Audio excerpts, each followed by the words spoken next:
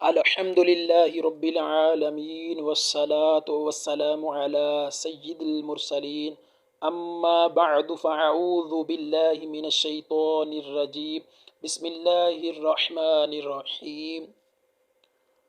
قاری محمد عثمان چشتی ایک مرتبہ پھر نئے سبق کے ساتھ آپ کی خدمت میں حاضر ہے۔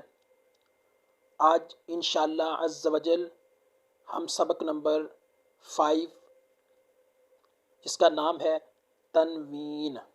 سب سے پہلے سبق نمبر 5 کے ہم قواعد پڑھیں گے۔ لائن نمبر 1، 2 زبر، 2 زیر اور 2 پیش کو تنوین کہتے ہیں۔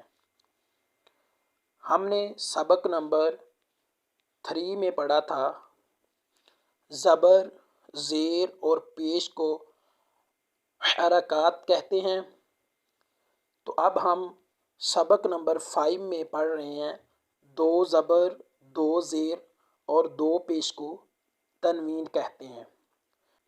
جس حرف پر تنوین ہو اسے منون کہتے ہیں۔ جس حرف پر تنوین ہو اس کو کیا کہتے ہیں؟ منون کہتے ہیں۔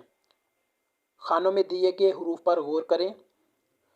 جس طرح تا حرف ہے، اس کے اوپر 2 زبر لگا دیں، تا کے نیچے 2 زیر لگا دیں، تا کے اوپر 2 پیش لگا دیں تو تا منون حرف ہو جائے گا۔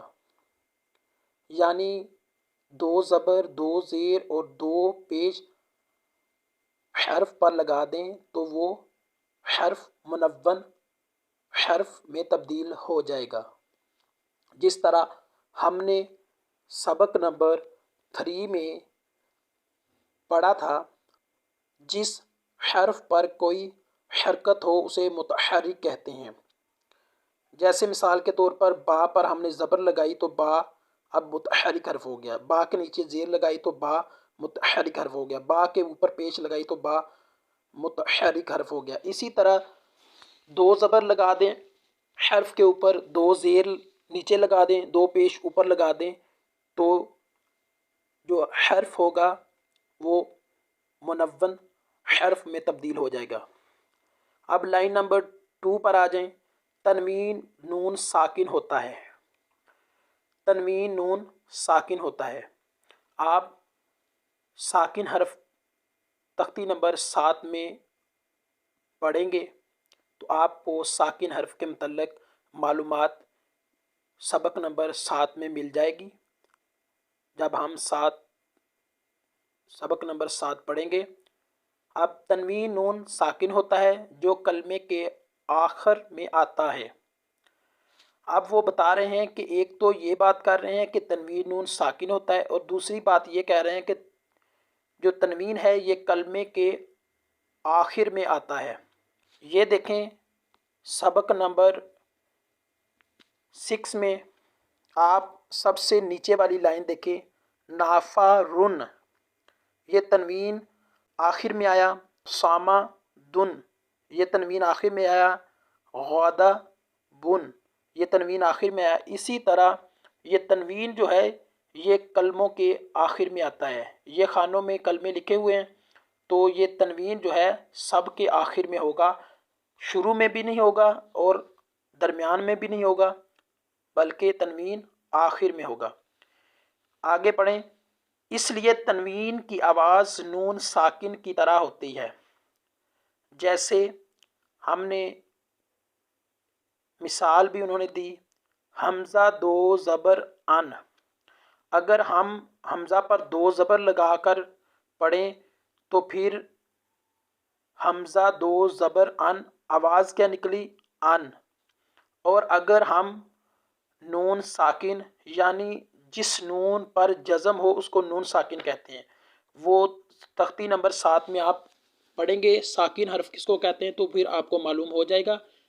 یہاں پر آپ اتنا یاد رکھیں کہ نون پر جزم ہو تو نون ساکن ہوگا۔ تو اب اگر ہم حمزہ پر 2 زبر لگا دیں تو پھر ہم پڑھیں گے حمزہ 2 زبر ان، اور اگر ہم حمزہ کو نون ساکن کے ساتھ ملا کر پڑھیں تو پھر بھی آواز کیا نکلے گی؟ ان. جس طرح حمزہ دو زبر ان، حمزہ نون زبر ان. اسی طرح تا کو تا دو زبر تن، آواز کیا نکلی؟ تن. اور اگر ہم تا کو نون ساکن کے ساتھ ملا کر پڑھیں تا نون زبر تن تو تب بھی آواز تن نکلی. اس لیے وہ کہتے ہیں تنوین جو ہے وہ نون ساکن ہوتا ہے جو کلمے کے آخر میں آتا ہے، اس لیے تنوین کی آواز نون ساکن کی طرح ہی ہوتی ہے. مثال کے طور پر حمزہ دو زبر ان، اور پھر ہم نے حمزہ پر دو زبر لگا کر پڑھا تو اب بھی اس کی آواز، اس کا ساؤنڈ ان ہوا. تو اب ہم حمزہ کو نون کے ساتھ ملا کر پڑھیں گے حمزہ نون زبر ان، تب بھی اس کی آواز ان نکلی. تو اسی لیے وہ کہتے ہیں تنوین نون ساکن ہوتا ہے جو کلمے کے آخر میں آتا ہے، اس لیے تنوین کی آواز نون ساکن کی طرح ہوتی ہے. مثال بھی دی انہوں نے. آگے لائن نمبر 3 پر آ جائیں. تنوین کے ہجے اس طرح کریں کہ میم دو زبر من، میم دو زبر من. وہ بتا رہے ہیں کہ تا دو زبر تن اس طرح پڑھیں، تا دو پیش تن. اب ہم پڑھ کے ایک مرتبہ سنا دیتے ہیں. تا دو زبر تن، تا دو زیر تین، تا دو پیش تن. یہ ہجوں کے ساتھ پڑھا. اور اگر ہم رواں پڑھیں گے تو پھر اس طرح پڑھیں گے تن تین تن. اب لائن آخر والی لائن پر آ جائیں. زبر کی تنوین کے بعد کہیں الف اور کہیں یا لکھا جاتا ہے، ہجے کرتے وقت اس کا نام نہ لیں. اب وہ بتا رہے ہیں کہ ہجے کرتے وقت اس کا نام نہ لیں. کس طرح؟ تا دو زبر تن.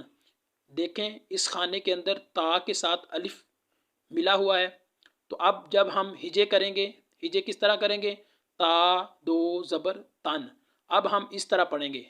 اب میں پڑھ کے سناتا ہوں غلط طریقے سے. تا الف دو زبر تن. اس طرح آپ نہیں پڑھیں گے، بلکہ کس طرح پڑھیں گے؟ وہ کہتے ہیں زبر کی تنوین کے بعد کہیں الف اور کہیں یا لکھا جاتا ہے، ہجے کرتے وقت اس کا نام نہ لیں، بلکہ اس طرح پڑھیں تا دو زبر تن. اسی طرح نیچے والی لائن پر آ جائیں. زا دو زبر زن. اس طرح نہ پڑھیں زا الف دو زبر زن. اس طرح نہ پڑھیں، بلکہ ہجے کرتے وقت آپ اس طرح پڑھیں زا دو زبر زن. یقین ہے کہ آپ کو میری بات مکمل طور پر سمجھ آ چکی ہوگی. اب ہم